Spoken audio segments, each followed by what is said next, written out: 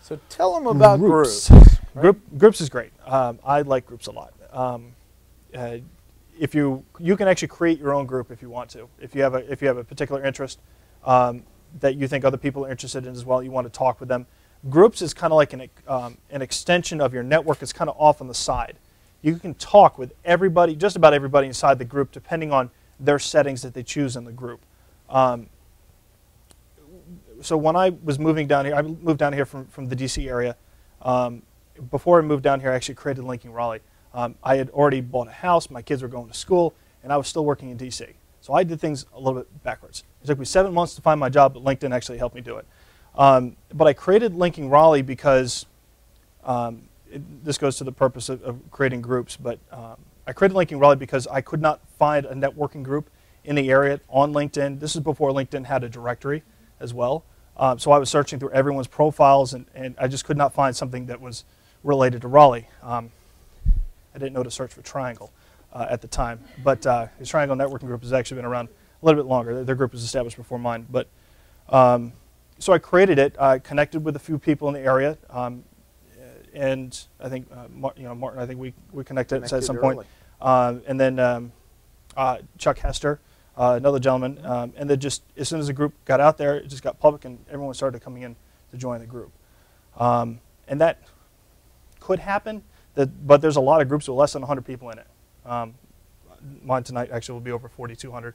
I got 44 people to let in, but so I'm usually busy at night. As you can see in my profile, some of the other groups, Martin and I manage Linking DC.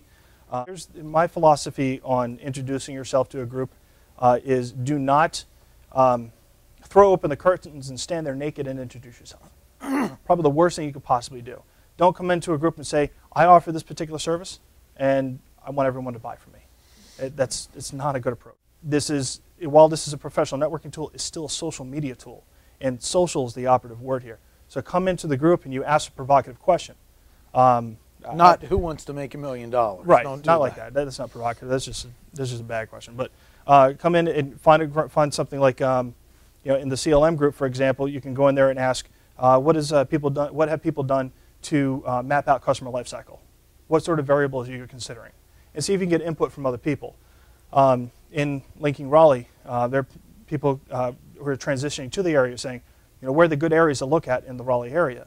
Should I look in North Raleigh? Should I look in Apex? Where should I look? There's an area called Answers in the upper left-hand corner, and that was around before groups. That's questions and answers for all of LinkedIn. So when you post a question, all 35 million could see it in there.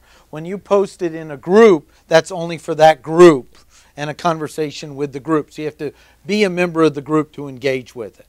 So Q&A on LinkedIn is a really good way to build your reputation because you can be given best answer status, and that shows up in your profile. In groups, that doesn't happen because the group managers can go in and clean up the discussion board and remove those questions and all the answers that they had. I think with the groups, it's what you make of it, really. It's if you want to have people involved in it as much as possible, you engage them. Ask questions that will maybe the answer to, but you want to see what other people are thinking. I want to give you the bottom line of groups. First of all, for all of you, join the schools, join the education groups, and join the organizations that are significant, because that literally has led to real jobs and real business. I mean, if you live, die, and breathe Duke, and you're in the top Duke group, then literally you might get a client out of it or a job or a link. And I've had people get clients and get jobs and others literally through the colleges. There's a phenomenon that the longer you've been away from school, the happier people are to connect with you. And I want to tell a great story at Linking Raleigh. I met a guy from St. Andrews, about 1,000 students there. We were both connected through LinkedIn, and we had the best time. And I'm driving home and I'm going, I think I hated that guy in college. I had such a good time talking to him. So that's the bottom line of it. Now let's move on.